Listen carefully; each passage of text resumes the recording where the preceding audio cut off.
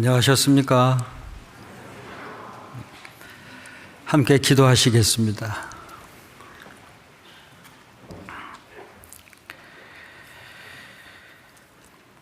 모든 것을 창조하셨고 인간 역사를 다스려 가시는 살아계신 하나님, 세상의 모든 사람을 위해서 예비해 놓으신 그 십자가의 도가 온 세상에 전파되는 가운데 저희들로 먼저 깨닫고 죄에서 해방되어 천국 소망을 주신 주님, 진심으로 감사드립니다. 무엇 하나 주님께 드릴 것도 없고 자랑할 것도 하나도 없는 지옥을 향해 달려가던 미천한 자들을 아무런 값 없이 구원하여 주셔서 천국 소망을 주셨습니다. 이제 다시는 옛날처럼 살지 않고 주님이 함께 하시는 몸된 교회 안에서 진리의 생명되는 말씀으로 가르쳐 주시고 좌로나 우로나 치우치지 않고 진리의 길을 순종하며 가도록 항상 붙드시고 도와주시는 주님 감사합니다. 이 시간 주님의 보배로운 피로 죄사함을 얻은 형제 자매들이 함께 모이게 해주셨습니다. 각 사람의 마음과 생각, 생활의 형편을 아시는 주님께서 이 시간 친히 저희를 가르쳐 주시고 깨우쳐 주셔서 새롭고도 온전케 하여 주시기를 간구합니다. 이 어두워져만 가는 세상에서 아직도 참된 복음을 만나지 못해 죄 가운데 방황하며 살아가고 있는 불쌍한 영혼들, 그들을 위해서도 예비해 놓으신 그 십자가의 복음이 더욱 담대하게 선포되어져서 더 많은 사람들이 주님께 돌아와 구원함을 얻을 수 있도록 도와주시기만을 간구합니다. 이 시간 말씀을 전하는 자의 부족한 입술과 둔한 혀를 주장하여 주셔서 각 사람을 향하신 하나님의 뜻만 온전히 증거되게 하시고 각 사람을 그리스도 예수 안에서 온전케 해주시기를 간구합니다. 지금 이 순간에도 전 세계에 복음 들고 나가서 영혼을 살리는 일을 하는 모든 선교사들과 가족, 함께하는 동역자들에게도 일일이 함께 해주시고 위로와 용기를 주시고 또 담대하여 영혼을 살리는 복음 전파의 일을 온전히 감당할 수 있도록 도와주시옵소서. 오늘의 모든 말씀의 시작과 끝을 주 성령님께 의지하면서 우리를 변함없이 사랑하시는 주 예수님의 이름으로 기도드렸습니다. 아멘. 성경 찾겠습니다. 구약 성경 신명기 8장입니다.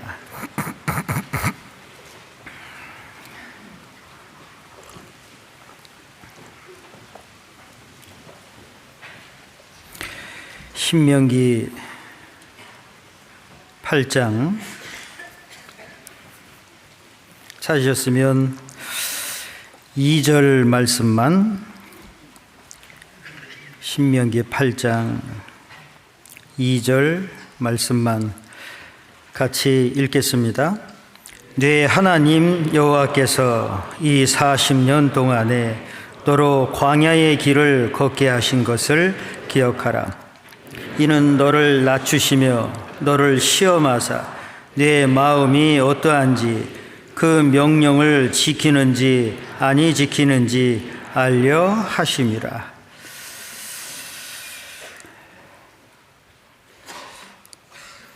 오늘 말씀의 주제를 광야의 길로 정했습니다. 오늘 말씀을 배우기 전에 혹시 여기 계신 분들 중에 아직 거듭나지 못하신 분이 계시면 그 문제부터 해결을 하시기를 권해드립니다. 요한복음 3장 3절에 사람이 거듭나지 아니하면 하나님 나라를 볼 수 없느니라 말씀하셨는데요. 사람이 이 세상에 태어난 것은 천국을 가기 위한 것이죠. 그러려면 거듭나야 하나님 나라를 갈 수 있는데요.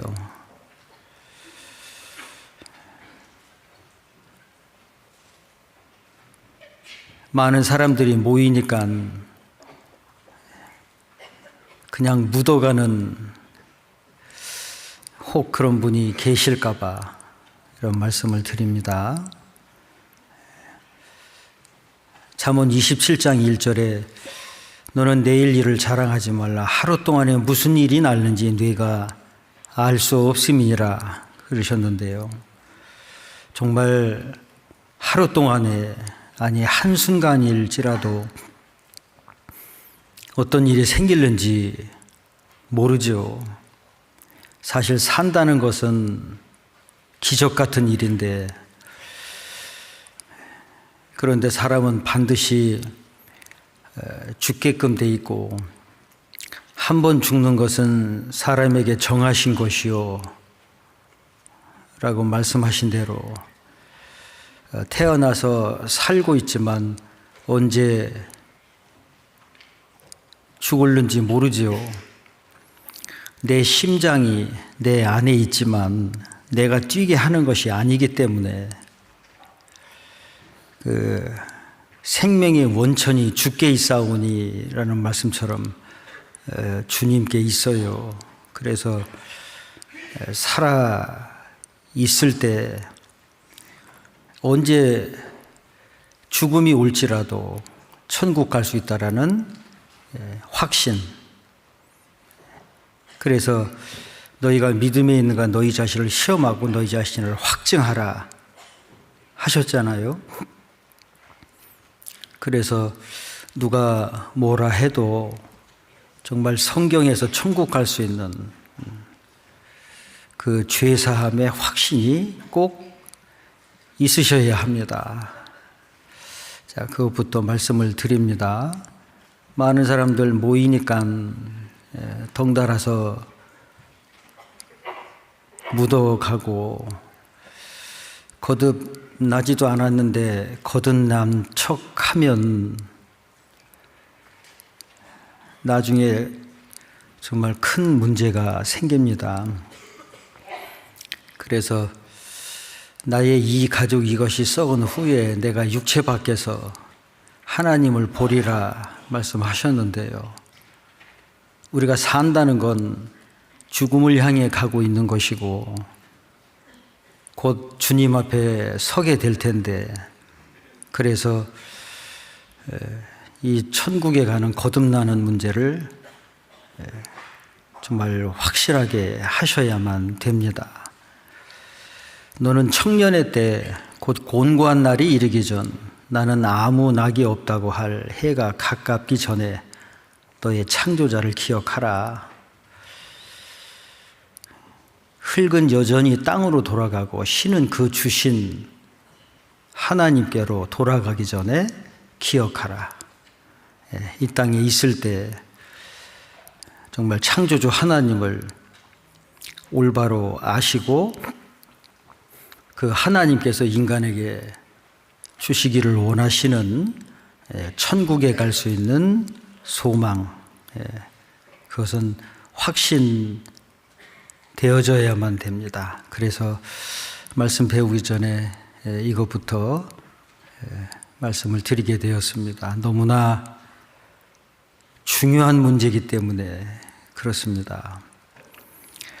자, 이제 거듭나신 분들은 거듭나고 난 이후에 이제 신앙 생활이 시작됐잖아요. 지금도 하고 계시고 주님 나라에 들어갈 때까지 신앙 생활을 하죠. 그런데 이 신앙 생활이라는 걸 여러 가지 다양한 표현으로 말을 합니다. 교회 생활이다.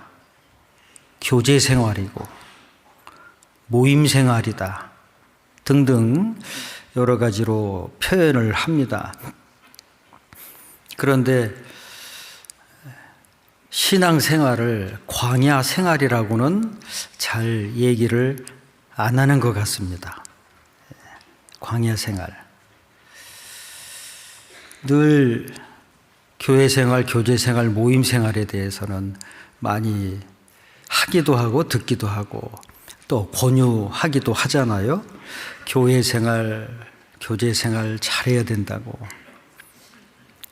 그런데 신앙 생활을 다른 표현으로 말을 하자면 광야 생활이라고 할 수 있습니다. 광야 생활. 마치 이스라엘 사람들이 애굽에 내려가서 430년 사는 중에 400년간 종살이 했잖아요. 바로 왕 밑에서.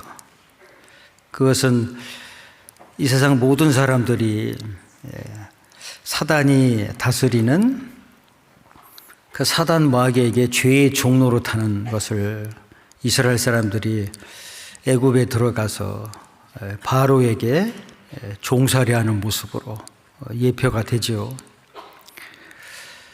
자, 그랬다가 하나님께서 모세를 들어 그들을 구원해 내셨어요. 그래서 출애굽 그러잖아요. 그들이 400년간 아주 지긋지긋한 종살이 하면서 탄식에 빠졌고 하나님께 부르짖었어요. 하나님은 들으셨고 보셨고 그래서 모세를 통해서 그들을 건져내셨습니다. 억압받고 학대받던 고통을 당하던 그들을 이끌어내셨어요. 끈질긴 그 강팍한 바로의 권세에서 하나님께서 10가지 재앙을 내리심으로 결국 그들이 건짐을 받게 됐어요. 죄의 종로를 타다가 자유를 얻었으니 그 자유에서 오는 그 안식이나 평안함, 기쁨, 감사가 얼마만 했겠어요. 그래서 하나님께 영광을 돌리고 감사하며 기쁨으로 찬양하면서 그들은 출애굽을 했어요. 그리고 자유가 주어졌기 때문에 이제는 평안할 것이라고 생각을 했지요. 그런데 광야 40년을 걸어가게 됐어요. 그 광야 40년은 그들이 정말 생각지도 못했을 거예요. 이젠 속박에서 해방됐으니까 이제는 평안하리라고. 근데 그렇지 않았습니다. 광야 40년 길을 걸어갔어요. 그리고 출애굽 사건과 광야 40년 걸어갔던 이 내용들이 구약 성경의 많은 부분에 기록되어 있고 그것을 우리는 자주 배웁니다. 신약에서도, 신약 성경에서도 이스라엘 백성들이 애굽에서 종살이했던 것, 그리고 건짐받았던 것, 그리고 광야 40년 길을 간 것에 대해서 자주 말씀을 하셨어요. 사실은 구원받은 그날부터 주님 나라에 들어갈 때까지 광야 생활을 하는 겁니다. 사도행전 7장 38절에 보면 7장 1절서부터는 이제 스데반이 그 종교가들 앞에서, 이스라엘 백성들 앞에서 긴 설교를 하잖아요. 그 가운데 출애굽 사건도, 모세를 통해서 건짐받은 것도, 홍해 바다를 건넌 것도, 그리고 광야 40년을 지나간 것도 이제 설교를 하는 내용이 나오는데, 그 중에 사도행전 7장 38절에는 그 이스라엘 백성, 그 무리를 광야 교회라고 말씀을 하셨어요. 광야 교회. 구원받은 사람들이 구원받고 나서야 비로소 이 세상이 광야 같다라는 걸 알게 되었고 더 알게 되지요. 그래서 어쩌면 신앙생활을 광야 생활을 한다. 그리고 광야 같은 이 세상에서 주님을 배우고 섬기고 복음을 전하고 이뤄진 영혼들을 건지는 그 거룩한 역사를 이루어 가죠. 자, 그런데 오늘 주제가 광야의 길이라는 주제로 했는데, 여기 신명기 8장 2절 같이 읽었던 이 말씀을 갖고 하나님의 교훈을 얻고자 합니다.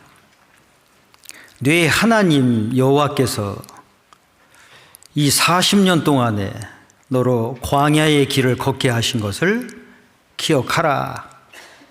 이는 너를 낮추시며 너를 시험하사 네 마음이 어떠한지, 그 명령을 지키는지 아니 지키는지 알려 하심이라. 성경에 기억하라는 말씀이 참 많습니다. 기억하라. 그런가 하면 이스라엘 백성들이 애굽에서 건짐을 받아 자유함을 얻었고 가나안 땅을 향해 가는 그 과정에서 늘 그들은 그 하나님의 놀라우신 행사를 잊었다고 돼 있어요. 오래지 않아서, 시간이 얼마 지나지 않아서 그들은 자주 잊었어요. 그래서 성경에 기억하라는 말씀이 참 많습니다. 그런데 조금 아까 읽었던 말씀에서도 네 하나님 여호와께서 이 40년 동안에 너로 광야의 길을 걷게 하신 것을 기억하라고, 기억을 해야 할 필요성이 있으니까 기억하라고 명하셨어요. 자, 이 부분을 이제 생각을 해보겠습니다. 이스라엘 백성들이 광야 40년을 걸어갔던 것처럼, 자, 우리도 지금 광야 생활을 하고 있어요. 보통 광야 같다. 오늘 찬송에서도 광야를 지난다고 그런 가사가 있는데요. 광야라고 하면 일반적인 생각이 어렵고 힘들고 아주 고통스럽고, 그리고 낙심이 있고 외로움과 고독 속에 처박힌 그런 것을 보통 이제 일반적으로 광야라고 생각을 하죠. 여기 계신 분들 중에 혹시 성경에서 나오는 그 광야를 가보셨을까 모르겠어요. 광야. 이스라엘 백성들이 출애굽해서 사실 그 광야의 길을 가면서 에담 광야를 만나고 수르 광야를 만나고 신 광야를 만났고 신의 광야를 지나서 바란 광야를 경험했어요. 몇 가지 말씀드렸죠? 제가 알아서 다 할게요, 그냥.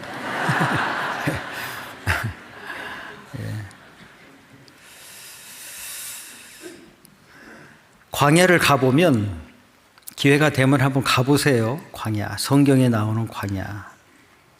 아무것도 없어요. 바랄 것이 없다는 거죠. 풀도 없고 어쩌다가 하나씩 나무 한 그루가 있고 아무것도 없어요. 정말 바랄 것이 없어요. 지금 우리는 발달된 도시에서 살고 있기 때문에 이 광야라는 것이 그렇게 실감이 나지 않을 것 같아요. 제가 꽤 오래전에 이 성경에서 나오는 광야를 가봤었는데요. 실감이 납니다. 광야.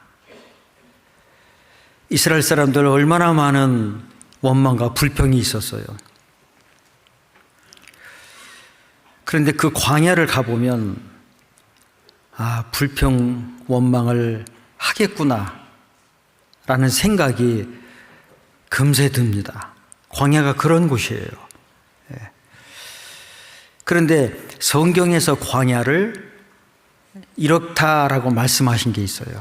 신명기 8장 15절, 신명기 8장 15절 같이 읽겠습니다. 너를 인도하여 그 광대하고 위험한 광야 곧 불뱀과 전갈이 있고 물이 없는 간주한 땅을 지나게 하셨으며 또 너를 위하여 물을 굳은 반석에서 내셨으며. 자, 광야의 특징이 기록되어 있어요. 광대하다, 끝이 보이지 않는, 그리고 위험한 광야라고 평안한 안전한 곳이 아니라는 것을, 그리고 불뱀이 있고 전갈이 있다고. 불뱀 보셨을까 모르겠어요. 한 번씩 보셔야 되는데 불뱀이 얼마나 무서운지. 전갈 이것도 한번 보셔야 되는데 물려도 보시고 잠이 깨죠. 그리고 물이 없는 간조한 땅이라고, 이런 곳이에요. 광야라는 것이. 그리고 더 두려운 게 있어요. 아말렉 족속. 뒤처지는 사람들을 괴롭혔고 노략했고 죽였던 그 아말렉 족속이 있었어요. 그래서 이스라엘 백성들이 광야 40년 지나갈 때 이런 곳을 지나게 됐습니다. 그러니 얼마나 힘들었겠어요. 마음도 생각도. 구원을 받아서 출애굽했기 때문에, 그리고 홍해 바다도 건넜기 때문에 이젠 이집트의 바로나 그 군대를 두려워할 필요는 없어졌어요. 홍해에서 물이 합쳐짐으로 바로와 그 군대는 다 몰살당했으니까요. 그때 비로소 마음에 안식이 있었겠죠. 그들을 두렵게 할 대상이 멸절됐으니까요. 그리고는 평안할 줄 알았는데 이런 광야를 지나가게 된 거예요. 40년. 그런데 그것을 기억하라고 말씀하시는 거예요. 그렇습니다. 구원받고 난 다음에 우리가 신앙생활은 광야 생활이라고 말씀드렸는데, 광야 같은 이 세상을 살아가는 거예요. 신앙적으로 세상에서 바랄 것이 없는. 그래서 신앙생활을 광야 생활이라고 할 수 있습니다. 광야의 길을 걷는 거예요. 세상에서 뭐 바랄 것이 있을까요? 그러니까 광야 생활이 맞는 거죠. 때로는 현실의 생활에 안주하다 보니까 구원받은 사람도 평안하기를 바라요. 죄에서 자유함을 얻었으니까 이제 평안하기를 바라는 마음이 있죠. 누구나가 다. 그런데 하나님은 너 광야 생활을 하고 있다라는 것을 종종 깨우쳐 주세요. 이 세상은 광야 같은 세상인데 거기서 무슨 희망이 있고 소망이 있고 마음을 둘 그런 안식처가 있냐? 없다라는 걸 종종 깨우쳐 주세요. 그래서 실제 광야 생활을 하고 있는데 광야 생활을 못 느끼니까 광야 생활을 하고 있다는 것을 여러 가지로 깨우쳐 주세요. 그것이 어느 날 갑자기 직장을 잃게 되거나 사랑하는 사람을 잃게 되든지 아니면 건강이 무너지든지 아니면 사람 간의 관계가 깨어지든지 너 광야를 걷고 있다는 것을 알아라. 그래서 종종 깨우쳐 주세요.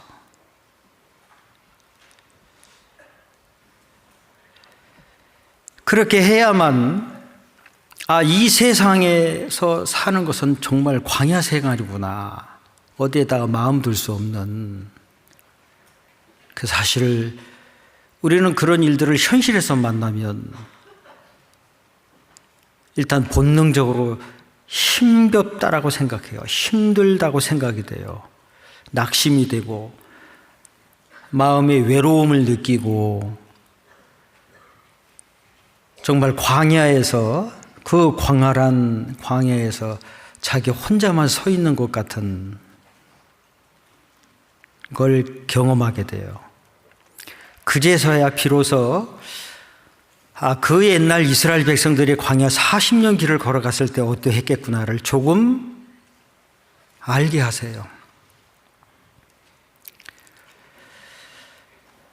우리는 본능적인 것이 있고 아직도 육신의 죄성이 있어서 힘겨운 거 좋아하지 않고 어려운 거 반가워하지 않아요. 늘 힘들어라 해요. 예, 힘들어요, 사실. 외롭기도 하고. 그런데 하나님은 깨우쳐 주시는 거예요. 다른 데에 마음을 두고 사니까요. 그래서 현실에서 맞닥뜨리는 광야 같은 것을 경험하게 하십니다. 말씀드린 것처럼 생각지 않은 일을 만나게 하세요. 직장을 갑작스럽게 잃어버렸을 때는 어떨 것 같아요? 그리고 사랑하는 사람을 잃어버렸을 때는 어떨 것 같아요? 건강이 무너졌을 때는 어떨 것 같아요? 이건 겪어본 사람만이 알아요. 인간 관계가 깨어질 때는 또 어떨 것 같아요? 예, 모든 것들이 다 우리를 힘들게 하는 거예요. 그래서 낙심이 되고, 자, 그런데 너 광야의 길을 걷고 있는 거다. 광야 생활을 하고 있는 거라고 알려주시는 거예요. 광야는 힘든 것만 있는 게 아니에요. 이 광야라는 히브리 말로 미드바르라고 그래요. 미드바르. 광야라는 말을 히브리어로 미드바르. 이것은 알리다, 선포하다라는 다바르라는 단어에서 파생됐어요. 이 뜻은 광야라는 것이 단순하게 지리적 장소만 뜻하는 것이 아니라 하나님의 말씀이 있는 곳이라는 뜻이에요. 하나님의 말씀이 있는 곳. 구원받고 난 다음에 신앙생활을 광야 생활이라고 그랬죠. 그 광야의 길을 알아서 가라 그렇게 하시는 분이 아니에요. 그 광야의 길을 걷게 하시지만 거기서 하나님은 말씀을 주셨어요. 예, 말씀이 있는 곳이에요. 모세가 애굽 왕궁에 있을 때 하나님은 말씀을 주시지 않으셨어요. 미디안 광야에 처박혀 있을 때 하나님은 말씀을 주셨어요. 모세를 부르셨죠. 야곱이 부엘세바 광야에 있을 때 하나님은 말씀을 주셨어요. 바울이 감옥에 있을 때 옥중 서신을 기록하게 됐어요. 광야란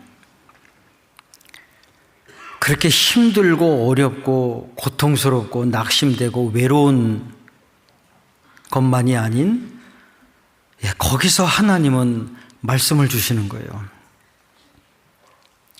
평상시 때 자주 말씀을 배웁니다. 듣고 공식적인 모임 외에 개인적으로도 말씀을 읽으시고 들으시고 묵상도 하시고, 그런데 언제 하나님께서 말씀을 주시던가요? 내가 배우려고 하고 들으려고 하고 알려고 하고 내 마음판에 새기려고 부단히 노력하지만 언제 하나님이 그 진리의 말씀을 주시던가요? 언제 주세요? 광야에 있을 때 주신 거예요. 아무것도 바랄 것이 없는 그때 하나님이 말씀을 주세요. 그 말씀이 정말 마음판에 새겨지고 그 말씀으로 인해서 하나님의 섭리를 배워요. 하나님을 의지해요. 그래서 좌로나 우로나 치우치지 않고 어떤 일에도 요동치지 않고 그 하나님의 말씀을 붙잡는 힘이 강해요. 그 말씀을 의지하여 살아가게 되는 거예요. 어렵고 힘든 광야 같은 그때 하나님은 말씀을 주시는 거예요. 여기 표시해 놓으시고요. 누가복음 3장을 찾겠습니다.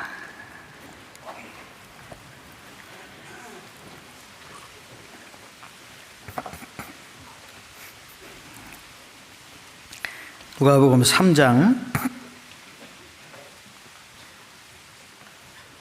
2절 말씀. 누가복음 3장 2절 같이 읽겠습니다. 안나스와 가야바가 대제사장으로 있을 때에 하나님의 말씀이 빈 들에서 사가랴의 아들 요한에게 임한지라. 이 말씀에서 하나님의 말씀이 빈 들에서 아무것도 없는 그곳에서 하나님께서 말씀을 주셨어요. 그렇습니다. 우리가 늘 말씀을 가까이 하는 것 같아도요, 그 말씀이 그렇게 마음과 생각에 각인되지 않아요. 이 각인된다라는 것을 영어로는 인프리팅이라고 하는데요, 그 마음판에 콱 새겨지는 거예요. 그게 좀처럼 잘 안 되죠. 그런데 광야라는 상황에 있을 때 그때 주시는 하나님의 말씀이 정말 마음판에 새겨지는 거예요. 그리고 거기서 주시는 그 말씀들이 나를 세워가는 거예요. 우리의 신앙이 세워져 간다고요. 그래서 광야는 단순하게 힘들다, 어렵다, 고통스럽고 나를 외롭게 하는 그런 것만이 아니고요. 광야는 우리의 신앙과 우리의 마음과 생각 모든 것을 무너뜨린다고 느껴지지만 사실 하나님은 그 광야를 통해서 우리를 말씀 위에 세우는 거예요. 그래서 정말 광야 같은 현실을 통과한 사람, 자주 통과하는 사람, 계속 겪는 사람, 그 사람의 신앙이 정말 말씀 위에 세워지는 거예요. 신앙은 이론이 아니라는 것 잘 아시죠? 늘 들으셨고, 대학교에서 4년 공부 끝났다 세상에 나와서 회사 들어갔다고 해서 대학교에서 배운 여러 가지 다양한 학문적 이론들, 그거 가지고 인생 살아갈 수 없죠. 이제 실전에 맞닥뜨리는 거예요. 광야 같은 생활을 하고 있는데 광야라는 걸 모르니까 광야에서 살고 있다는 걸 깨우쳐 주시고, 그 어렵고도 힘들고 혼자만 있는 것 같은 그 광야에 처박힌 그 상태일 때 하나님이 비로소 말씀을 주시는 거예요. 그게 진짜 자기 말씀이 되는 거예요. 에베소서 6장 17절에 있는 말씀처럼 구원의 투구와 성령의 검, 곧 하나님의 말씀을 가지려고 노력하지만 가져지지 않는 그 하나님의 말씀이 광야에 있을 때 주시곤 깨닫게 하시는 거예요. 그리고 그 말씀에 붙잡힌 바 되어 말씀을 따라 말씀을 이루는 생활을 하게 하시는 거예요. 그게 하나님의 섭리예요. 그런데 혹시 신앙생활 하시면서 편안함을 원하세요? 바라세요? 편안치 못하고 평안치 못하기 때문에 괴로워요? 힘들어요? 아니에요. 잘못 생각하셨어요.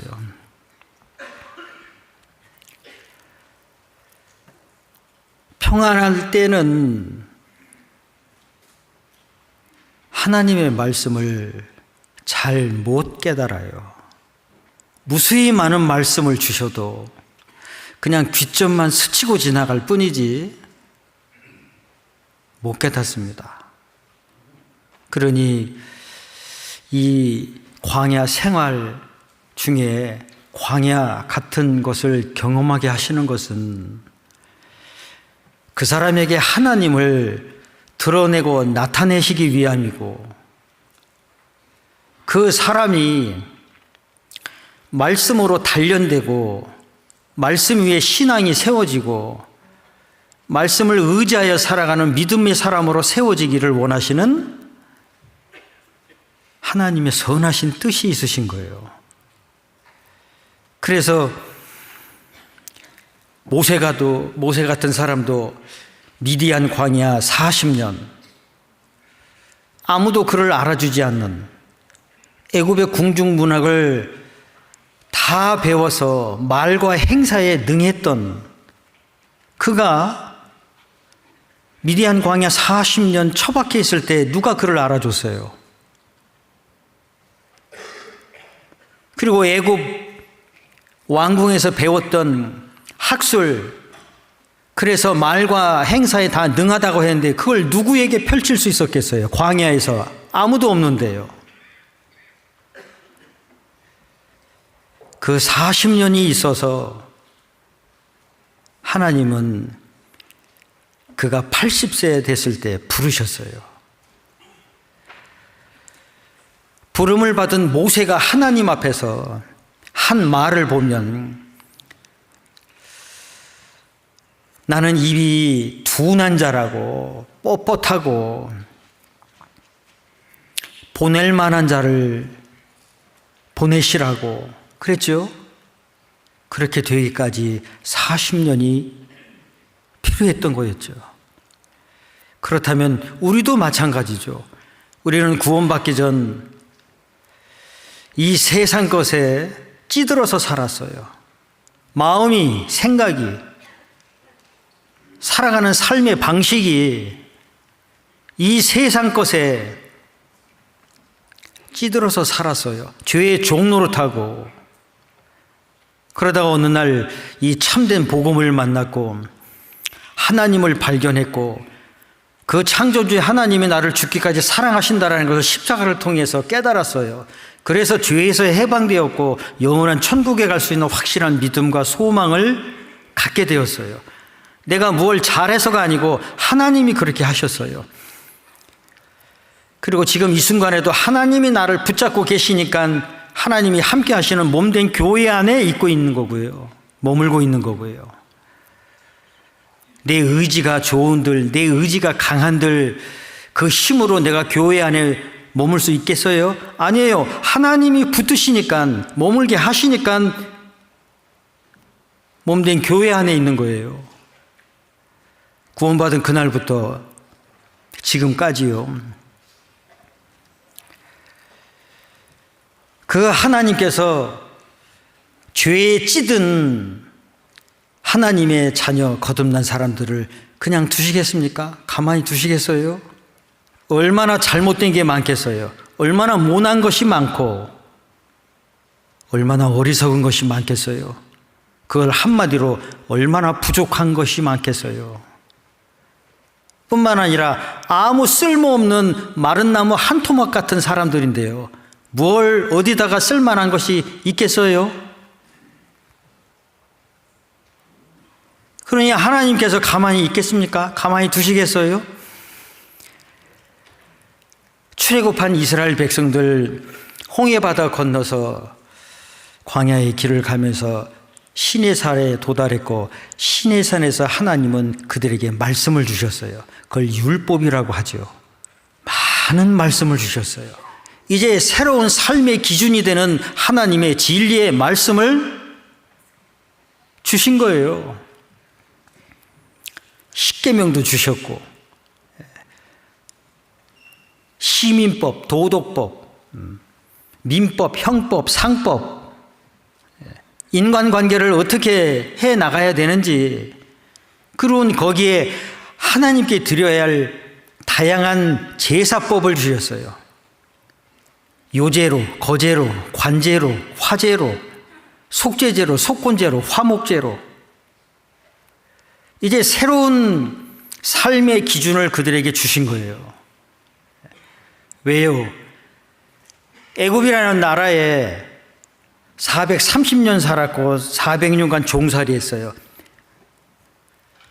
애굽 문화에, 애굽 학식에, 애굽에서 살았어요. 이제 그것을 새롭게 하시는 거예요. 그래서 새로운 삶의 기준이 되는 하나님의 말씀을 주신 거예요. 그렇습니다. 우리에게도 계속 하나님은 진리의 생명의 말씀을 주셔서 가르쳐 주세요. 늘 주시죠. 그런데 간간히 때때로 하나님께서 필요하실 때마다 광야 같은 현실을 만나게 하시는 거예요. 왜요? 하나님을 나타내시는 거예요. 말씀을 그 자랑에서 주시는 거예요.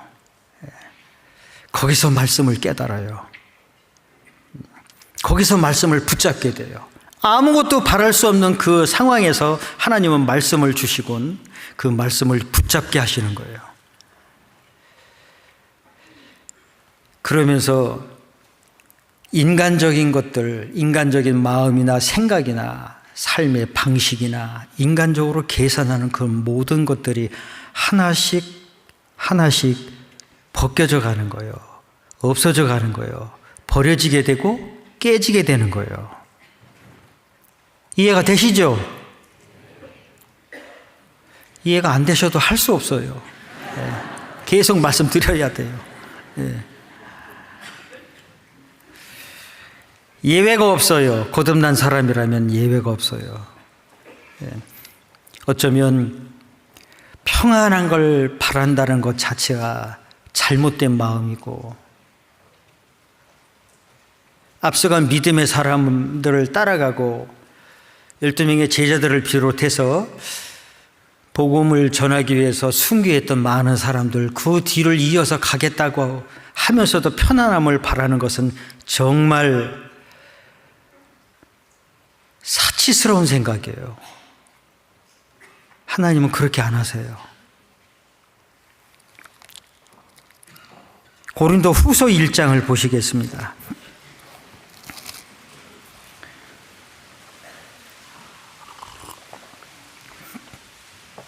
고린도 후서 1장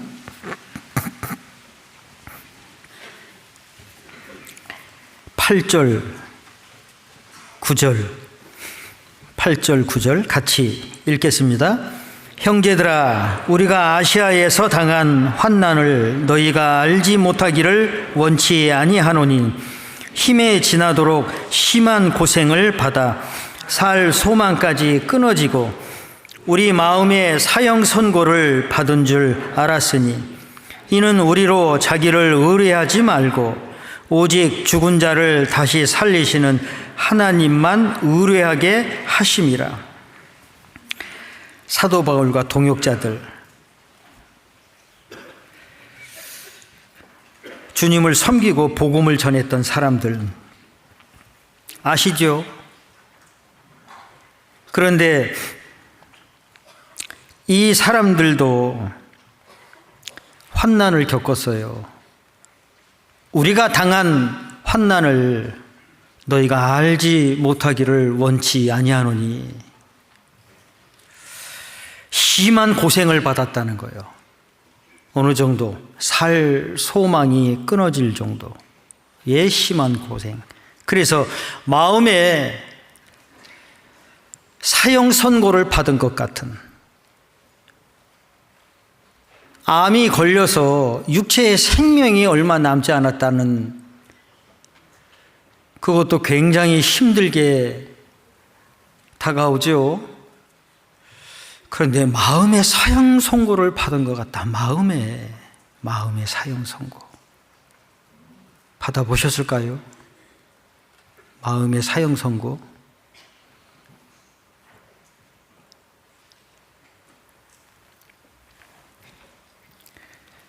이 사람들이 이런 걸 겪었어요.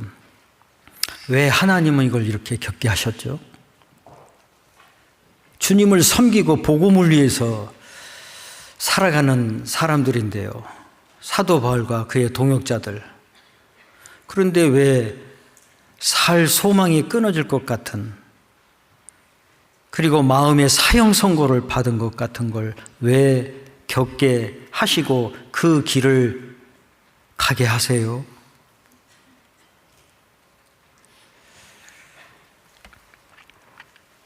여기 9절 중간에 이런 말씀이 있잖아요. 9절 중간 보시면, 이는 우리로 자기를 의뢰하지 말고 오직 죽은 자를 다시 살리시는 하나님만 의뢰하게 하심이라. 하나님만 의뢰하게 하시려고. 그렇다면 하나님 외에 다른 걸 의지하는 것이 너무 많다는 거죠. 하나님 외에, 하나님 외에 다른 걸 의지하고 다른 걸 기대하고 다른 걸 바라는 것이 많은 거예요. 많은 거예요. 정말 많은 거예요. 거듭난 그리스도인들이 정말 복음만을 위해서 살겠다고, 복음만을 위해서 살겠다고 간증도 하고 교제를 나누잖아요. 정말 그래요. 복음만을 위해서 살겠다고 하는 것이 그 말하는 그 순간만이 아니고 항상 그래요. 어떠세요?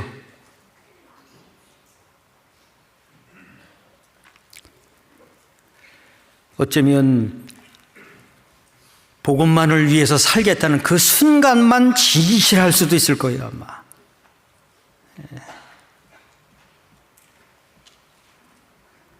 하나님은 잘 하시는 거예요. 잘 하시는 거예요. 그래서 자기를 의뢰하지 말고 하나님만 의뢰하게 하려 하심이라. 하나님만 의지하도록. 나훔서 1장 7절에 그런 말씀이 있어요. 여호와는 자기를 의뢰하는 자를 아시느니라. 아시죠? 광야의 길을 걷는다는 것이 현실에서 맞닥뜨리고 나타나는 것이 있다면 하나님만 의지하게 하시는 그 하나님의 선하신 뜻이 있다는 걸 먼저 발견해야 합니다. 그렇지 않으면 슬픔에만 빠져요. 힘들다고만 생각해요. 그것이 고통스럽게만 생각돼요. 내가 하나님의 자녀고 거듭났는데 왜 이런 일을 겪어야 할까라는 어리석은 원망 쪽으로 흘러간다고요. 아닙니다. 하나님은 거기서 하나님을 나타내 주시고자 하시는 거예요. 그래서 편안한 사람들은 하나님을 못 배워요. 그래서 이 사람들도, 사도 바울과 동역자들도 마음의 사형 선고를 받은 것 같은 걸 겪게 하신 거예요. 하나님만 의지하도록. 그래야만 그 다음 신앙의 모습이 달라지는 거예요. 여기 10절 말씀, 10절 같이 읽겠습니다. 그가 이같이 큰 사망에서 우리를 건지셨고 또 건지시리라. 또한 이 후에라도 건지시기를 그를 의지하여 바라노라. 이걸 원하시는 거예요. 즉 10절을 원하시는 거예요. 거듭난 그리스도인이라면 우리를 건지셨고 또 건지시리라. 또한 이후에라도 건지시기를 그를 의지하여 바라노라. 그러니까 광야를 겪으면서 하나님만 의지하게 하시는 거예요. 자기 건강도 의지하지 않게 되고요. 자기 생명도 거기에 마음 두는 것도 아니고요. 어떤 사람에게 내가 기대는 것도 아니고요. 어떤 좋은 환경이라고 해서 거기에 마음이 치우쳐지는 것도 아니에요. 어떤 환경에 있든지, 어떤 형편에 있든지, 어떤 사람들 속에 있든지 하나님을 의지하여 사는 거예요. 말씀을 붙잡고 가는 거죠. 그래서 광야는 두 가지 의미가 있는 겁니다. 하나는 눈에 보이는 대로, 우리가 겪는 대로, 또 하나는 아까 광야는 히브리어로 미드바르라고 그랬잖아요. 알리다, 선포하다라는 다바르라는 단어에서 파생됐다고. 하나님이 말씀이 계신 곳이에요. 그래서 표면적인 것에 마음 빼앗기기보다는 그 이면에 하나님이 주시는 말씀이 있고 신령한 은혜가 있다라는 것을 점점 눈을 뜨고 보게 되면 그 어렵고 힘든 중에서도 주님을 의지하여 믿음으로 꿋꿋하게 살아가게 돼요. 그걸 원하시는 거예요. 그래서 조금 아까 읽었던 이 말씀에서 사도 바울과 동역자들도 이러한 것을 겪었고요. 그것을 빌립보 성도들에게 말씀을 할 때는 내가 풍부에 처할 줄도 알고 빈궁에 처할 줄도 알아. 일체의 비결을 배웠노라. 일체의 비결. 배우셨어요? 일체의 비결? 배워야 하고요. 주님 나라에 들어갈 때까지 계속 배우는 겁니다. 계속. 그래서 빌립보서 4장 13절에 내게 능력 주시는 자 안에서 내가 모든 것을 할 수 있느니라. 그렇죠. 하나님의 말씀이 아니면 하나님의 능력이 아니면 안 된다라는 것을 아주 철저하게 깨달았기 때문에 100% 하나님만 의지하여 살고자 하는 마음이 되는 거예요. 한순간의 마음만이 아니고 계속 내게 능력 주시는 자 안에서 내가 모든 것을 할 수 있느니라. 그래서 주님을 섬기는 것과 복음을 전하는 것, 이뤄진 영혼들을 주님께로 인도하여 거듭나게 하는 것, 거듭난 사람들이 믿음의 길을 순종하며 충성하며 간다는 것, 이것은 그냥 되는 게 아니에요. 뚝딱 되는 게 아니에요. 말씀을 배워야 하고요. 배운 것을 생활에 실천해야 되고요. 아는 것, 믿는 것, 고백하는 것, 간증하는 것, 그것이 정말 광야 같은 생활을 맞닥뜨렸을 때에도 그 마음이 변치 않고 하나님의 말씀을 따라서 사는지, 하나님을 그동안 배웠던 대로 의지하고 사는지, 좌로나 우로나 치우치지 않고 그 진리의 길을 곧게 변함없이 가고자 하는지 하나님은 보시는 거예요. 그래서 신명기 8장 2절 말씀 우리가 같이 읽었던 것처럼 내 하나님 여호와께서 이 40년 동안에 너로 광야의 길을 걷게 하신 것을 기억하라. 이는 너를 낮추시며 너를 시험하사 네 마음이 어떠한지, 그 명령을 지키는지 아니 지키는지 알려 하심이라. 보시는 거예요. 테스트 하시는 거죠. 단련하시는 거예요. 그래, 너 그동안 거듭났다고, 하나님께 감사하고 기뻐하고 천국 소망이 있다고, 그리고 수많은 말씀을 듣고 깨달은 것이 있어 간증을 하고 고백하기도 하는데 정말 그러냐? 보신다고요.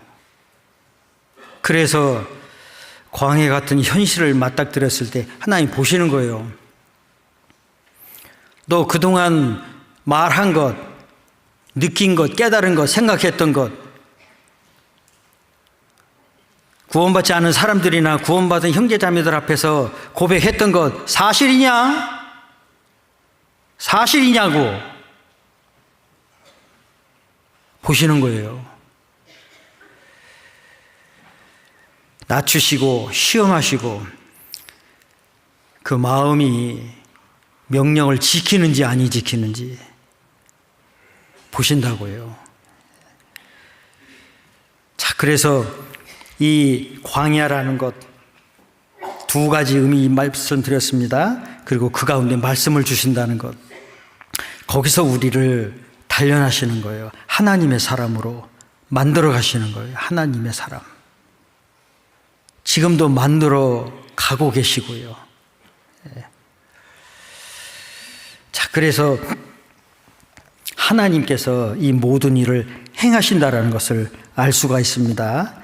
그래서 광야 같은 상황을 만났을 때 힘들다, 어렵고 왜 이런 일을 겪어야 할까? 왜 이렇게 나는 다른 사는 사람들보다 이렇게 건강치 못하지?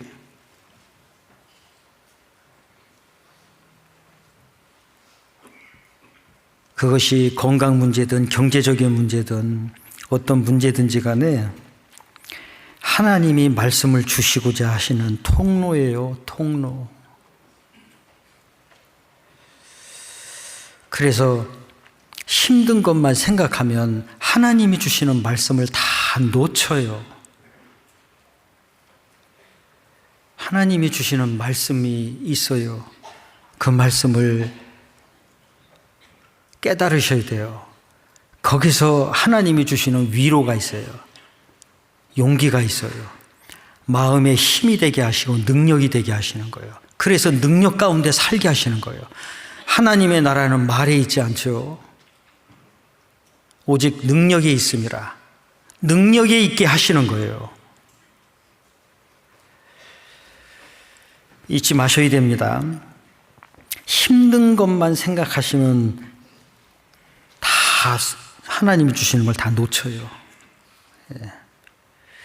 거기서 하나님 주시는 말씀을 얻으셔야 됩니다. 깨달으셔야 됩니다. 자, 다시 신명기 8장 돌아가 보죠.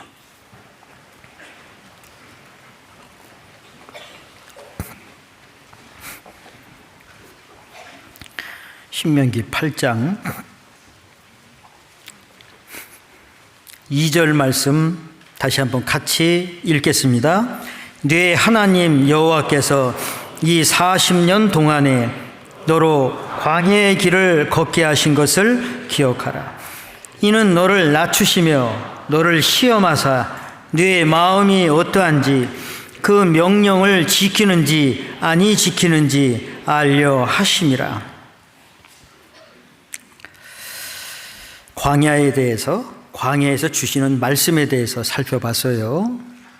생각해 봤습니다.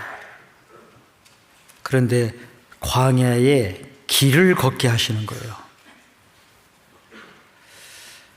걷게 하신다는 것에 위안이 된다라는 것 생각해 보셨어요? 걷게 하신다? 광야의 길을 뛰어가게 하셨으면 어떻게 해야 될 뻔했어요? 광야의 길을 뛰어가라 그러면 어떻게 될 뻔했어요? 광야의 길을 이제 걷게 하시는데요.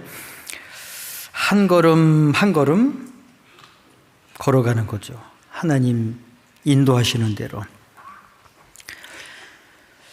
민수기 33장에 보면 이스라엘 백성들이 라암삿에서 이제 출발을 해서 가나안 땅에 들어가기까지 그 노정이 자세히 기록되어 있어요.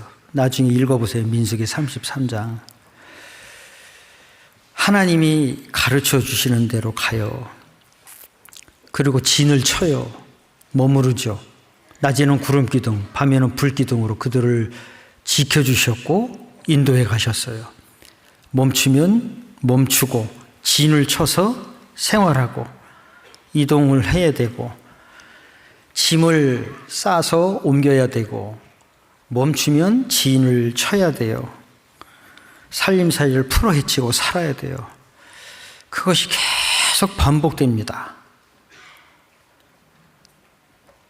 우리가 이사 다닐 때도 참 쉽지가 않아요. 이사 가서 조금 살만하면 옮기고 좀 살만하면 옮기고. 여기 계신 분들 중에 혹시 지금까지 사시면서 이사를 41번 하신 분 계세요? 아니 왜 웃으세요? 41번이라고 그랬는데. 제가 아니고요. 민수기 33장을 읽어보시면 아실 거예요. 41번. 그러니 이스라엘 백성들이 얼마나 참 진절머리가 났겠어요. 그래서 어디 곳에 가서 진쳤고 어디를 발행해서 가다가 또 진쳤고가 계속 기록돼요. 진쳤고. 그러니 얼마나 진절머리 났겠어요. 그냥 여기식으로 말을 하면 아주 참 징한 거죠. 그러니 이스라엘 백성들의 마음이 얼마나 참 힘들었겠어요. 언제까지 가야 하고 또 풀어야 되고 쌓아야 되고 가서 또 다시 풀어 헤치고 있어야 되고 언제까지 해야 되냐. 그런데 그 길을 지시하신 분이 하나님이세요. 자기네들이 가고 싶어서 가는 길이 아니었어요. 하나님이 모세를 통해서 주시는 길대로 가야만 했어요. 본인들이 가고 싶은 길 가는 것도 아니었어요. 이리 가라, 저리 가고, 멈춰라, 머물러야 하고, 이젠 떠나라. 하나님에 의해서 했어야만 했어요. 본인들이 원하는 길로 가는 것이 아니었어요. 그렇습니다. 광야 생활하는 중에 하나님이 가르쳐 주세요. 시편 32편 8절에 있는 말씀처럼 내가 너의 갈 길을 가르쳐 보이고 가야 할 길을 하나님 쪽에서 가르쳐 주시는 거예요. 이리 가라, 저리 가고, 내가 원하는 대로 가는 게 아니에요. 이걸 빨리 깨달으셔야 돼요. 믿음의 사람들은 그 남은 인생의 길이 자기 마음대로 가는 것이 아니라는 걸 일찍이 깨달은 사람들이에요. 예레미야 10장 23절에 보면 여호와여 내가 알거니와 인생의 길이 자기에게 있지 아니하니 걸음을 지도함이 걷는 자에게 있지 아니하니이다. 여호와여 내가 알거니와 예레미야 선지자도 그 사실을 깨달았어요. 내가 가고 싶은 대로 가는 것이 아니다라는 걸 깨달았다는 거죠. 욥도 그걸 깨달았어요. 욥. 그래서 욥기 23장 10절에 오직 나의 가는 길을 그가 아시나니, 자기는 모르겠다는 거예요. 모르죠. 하나님만이 아시고 하나님이 알려주시는 거예요. 알려주신 대로 가는 거예요. 그렇습니다. 잠언 16장 9절에 사람이 마음으로 자기의 길을 계획할지라도 그 걸음을 인도하는 자는 여호와시니라. 하나님이 하시는 거예요. 우리는 하나님 거예요. 하나님이 이끌어 가세요. 그럼 우리 쪽에서는요, 네 하고 가면 되는 거예요. 네. 요한복음 21장에 보면 부활하신 예수님이 베드로에게 네가 이 사람들보다도 나를 더 사랑하느냐라는 말씀을 3번 하셨고, 베드로는 내가 주를 사랑하는 줄 주께서 아시나이다 고백했고, 그래서 예수님께서 내 양을 먹이라, 내 양을 치고 내 어린 양을 먹이라 이 일을 맡기셨죠. 그리고는 하신 말씀이 뇌가 젊어서는 스스로 띠띠고 원하는 곳으로 다녔거니와 늙어서는 남이 뇌에게 띠띠우고 뇌가 원치 아니하는 곳으로 가리라. 베드로, 너 네 마음대로 살았잖아.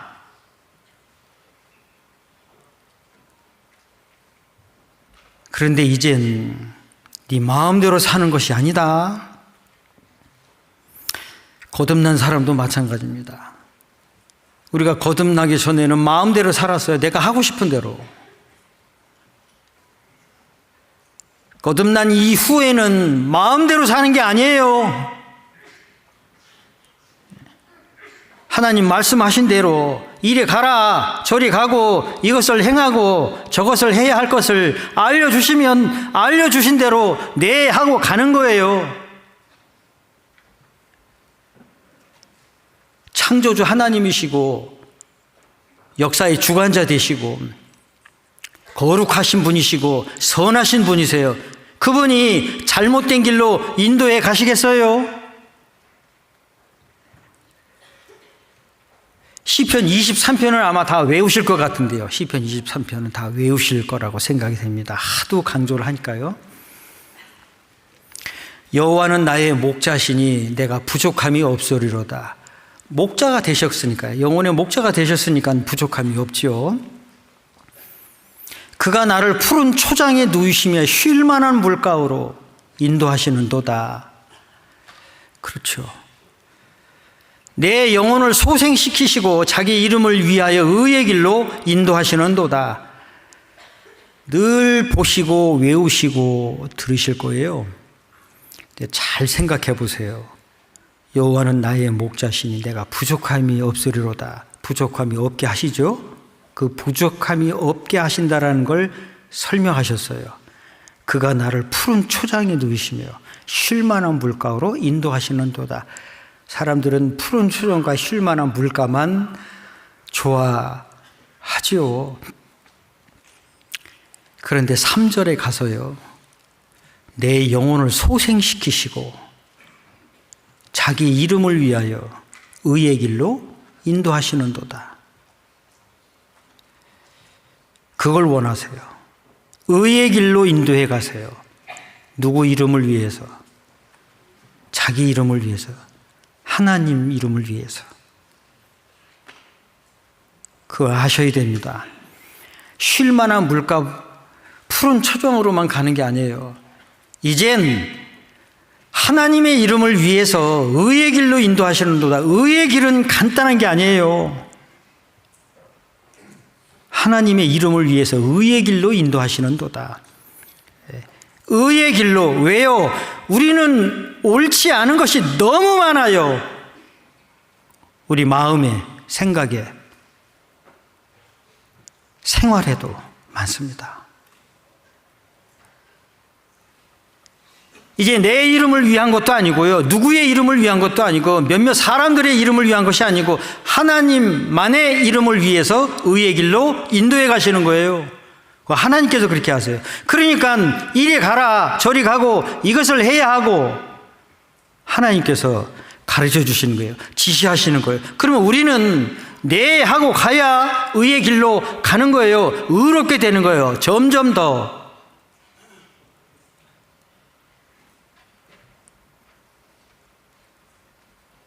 의의 길로 인도해 가세요. 그 하나님을 의지하고 믿고 맡기며 네 하고 가는 겁니다. 하나님이 알아서 다 하시는 거예요. 거기서 하나님이 역사하시는 거예요. 더욱 역사하시는 거예요. 더 많은 사람들이 거듭나기를 바라잖아요. 가족이든 일가 친척이든 이웃이든 배웠든 못 배웠든 어떤 사람이든지 이 사실을 깨닫고 천국에 가게끔 하기 위해서 먼저 거듭난 그리스도인들이 합심하고 합력해서 기도하고 전도하고 봉사하고 헌금하고 수고하잖아요. 그건 가장 중요한, 하나님이 지시하시면 네 하고 가는 거예요. 그래서 거듭난 그리스도인들은 아니요라는 게 없어야 돼요. 아니요. 왜요? 네 하고 가는 거예요. 광야의 길을 걷게 하신 것을 기억하라. 그 광야의 길을 지시하시는 분이 하나님이세요. 네 하고 가야죠. 거기서 하나님을 배우고 섬기며 하나님의 역사가 나타나요. 그래서 거듭난 그리스도인의 생활에는 이게 불순종이라는 게 없어야 돼요. 아니오라는 게 없어야 된다고요. 그러세요? 그러셔야 됩니다. 하나님의 역사를 바라는 것만큼 우리가 간절히 하나님께 기도하고 있는 것들이 이루어지려면 내 자신부터가 하나님이 인도하시는 길을 묵묵히 가야죠. 묵묵히 가야 돼요. 조용히. 묵묵히 가야 돼요. 하나님이 거기서 더 역사를 하십니다. 신명기 8장 4절 같이 읽겠습니다. 이 40년 동안에 내 의복이 헤어지지 아니하였고 내 발이 부르지 아니하였느니라. 지키시죠. 보호하시고 도우시고 역사하시는 거예요. 그 하나님을 의지하는 마음.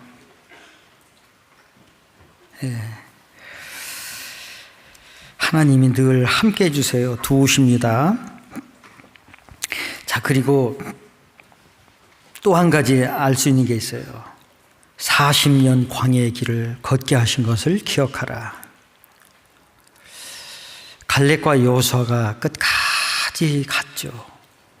사실은 늘 불평하고 원망해야 할 사람이 갈렙과 여호수아였어요.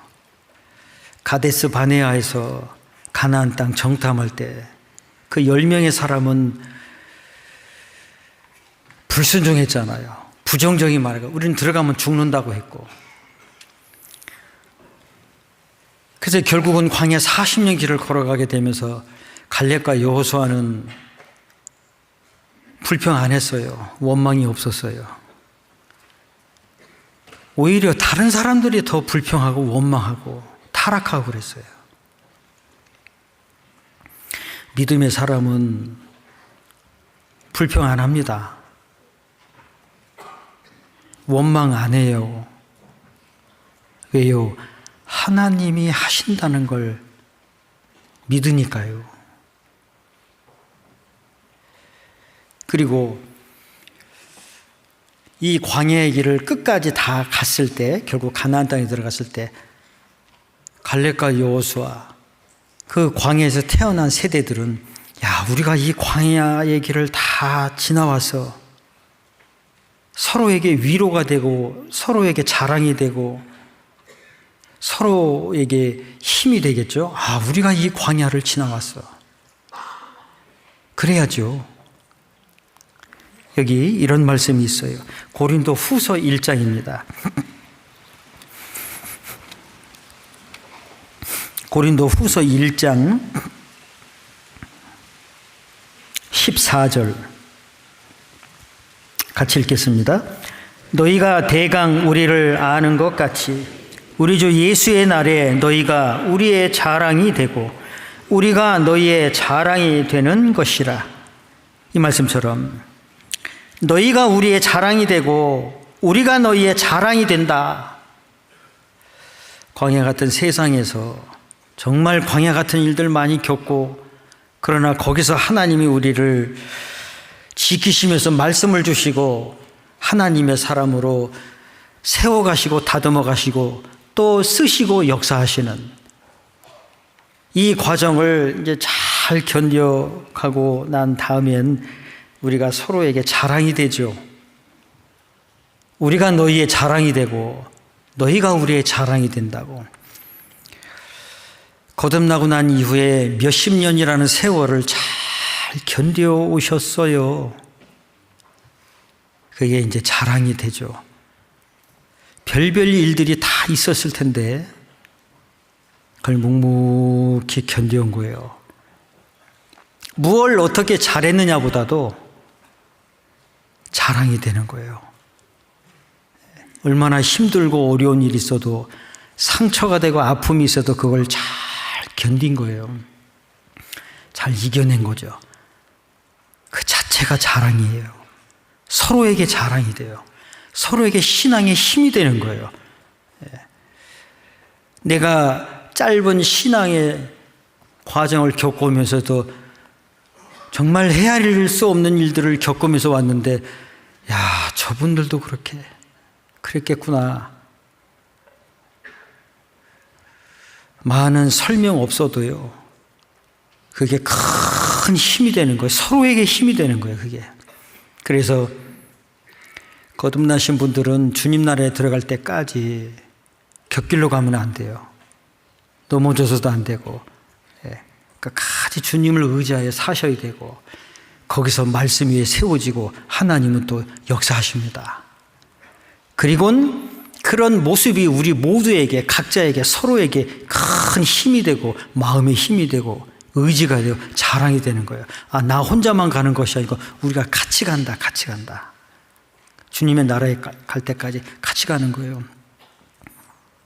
그래서 서로에게 정말 신앙적으로 힘이 되고 자랑이 되는 그런 믿음의 사람으로 끝까지 주님 앞에 설 때까지 가야 되겠습니다. 아시겠죠? 그래서 이 신명기 8장 2절은 외우시기 바랍니다. 외우시기가 쉬우실 거예요. 같이 기도하겠습니다. 주님, 감사합니다. 저희들에게 말씀을 주시고 말씀을 통해서 지혜를 얻고 교훈을 얻으며 위로와 용기를 얻고 마음의 힘을 얻어서 주님을 섬기고 또 복음을 위해서 살아갈 수 있도록 하시니 감사합니다. 너무나도 어리석고 부족한 저희들이지만 주님을 의지합니다. 주님 앞에 서는 그날까지 믿음을 지키며 주님을 섬기고 복음을 선포하여 더 많은 사람들이 거듭나는 이 거룩한 복음의 역사를 이루어 가는데 계속해서 귀하게 사용해 주시기를 간구합니다. 하나님께 간절히 기도하고 있는 제목들이 순적히 이루어질 수 있도록 도와주시옵소서. 모든 것 주님께 부탁드리면서 변함없이 우리를 사랑하시는 주 예수님의 이름으로 기도드렸습니다. 아멘.